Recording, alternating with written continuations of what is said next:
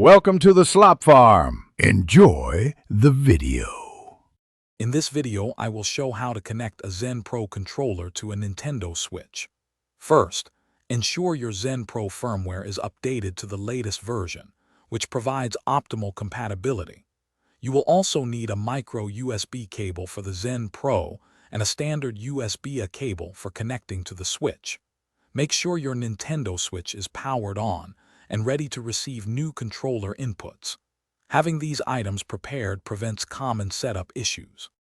Next, connect your Zen Pro device to your computer using a micro USB cable. Open the Zen Studio software on your computer, navigate to the device panel, and set the output protocol to Nintendo Switch. This crucial step configures the Zen Pro to communicate properly with your console.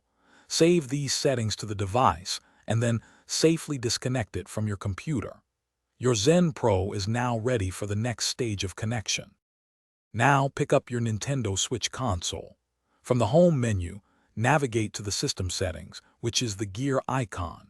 Scroll down to controllers and sensors, then locate and enable Pro Controller wired communication.